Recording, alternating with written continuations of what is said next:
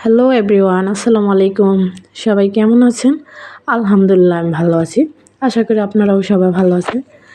আমি আজকে কি রেসিপি তৈরি করেছি আপনাদের কাছে শেয়ার করলে অবশ্যই ভালো লাগবে। কথায় আছে না, মাছে ভাতে বাঙালি। আমরা তো বাঙালি জাতি, বাঙালি খাবারটাই বেশি পছন্দ করি। এবং কিভাবে রেসিপিগুলো তৈরি করেছি দেখতে থাকুন, এবং আপনারা দেখলে অবশ্যই উপকৃত হবেন, কিছু শিখতে পারবেন আশা করি। আমি একদম ঘরোয়া প্রসেসিংয়ে সবগুলা তৈরি করেছি, দেখতে থাকুন। আমি এদিকে মুরগি রান্না করেছি। আগে পেঁয়াজ দিয়ে নিয়েছি এবং সাথে আমার আদা রসুন পেঁয়াজ, তারপরে হয়েছে রসুন, গরম মশলা, জিরা, আমি এগুলো সব একসাথে বাটাবাটি করে নিয়েছি। মুরগিগুলো আগে ভাজি করে নিয়েছিলাম। আমার মশলাটা কষা হওয়ার পরে আমি মুরগিগুলোর সাথে দিয়ে দিয়েছি এবং এগুলাকে একটু ভালোভাবে নেড়েচেড়ে একটু ঢাকনা দিয়ে ঢেকে রেখে এগুলোকে নেড়েচেড়ে ভাজি করার কারণ মশলাটা একটু ভিতরে না ঢুকলে এমনি তো ফার্মের মুরগিটা একটু ভালো লাগে না, কম, তাই মশলা একটু ভালোভাবে ঢুকলে মুরগিটা ভালো লাগে। আমি জাস্ট খালি এই হাফ রান্নার প্রসেসিংগুলো আপনাদের সাথে শেয়ার করেছি, মুরগটা সম্পূর্ণটা দেওয়া হয়নি, দেখতে থাকুন।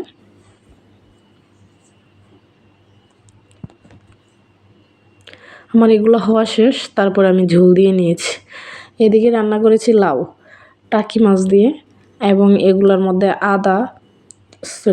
এগুলোর মধ্যে রসুন, কাঁচামরিচ, তারপরে একটা কাঁচা মাছ দিয়েছি, দিয়ে আমি এগুলাকে ভালোভাবে নেড়ে চেড়ে সামান্য একটু ঝোল দিয়ে নিয়েছি। এদিকে রান্না করেছি ডাল।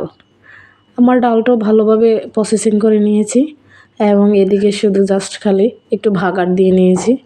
সাথে ছিল রসুন, ছিল একটা পেঁয়াজ, দুটা শুকনা মরিচ দিয়ে আমি ভাজি করে নিয়ে এগুলোকে বাগার দিয়ে দিয়েছি এবং এগুলো আমার দেওয়া শেষ। একটা ভালোভাবে একটা নাড়াচাড়া দিয়ে এগুলো হওয়ার পরে আমি চুলার উপর থেকে নামিয়ে রেখেছি। বিশেষ করে ডালের মধ্যে যদি একটা টমেটো দেন, পাকনা টমেটো, ওই কালারটাই অন্যরকম।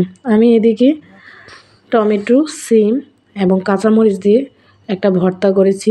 এই ভর্তাটা একটা অসাধারণ ভর্তা ছিল, অবশ্যই আপনারা ট্রাই করে দেখেন। একদম আমি 100% শিওর অসাধারণ ছিল। এদিকে আমি রান্না করেছি ডিমটা আমি রেসিপিটা তৈরি করেছি ঠিকই, মানে এগুলো আমি দেখাইতে পারি না এই ভিডিওতে। যদি ভালো লাগে লাইক সাবস্ক্রাইব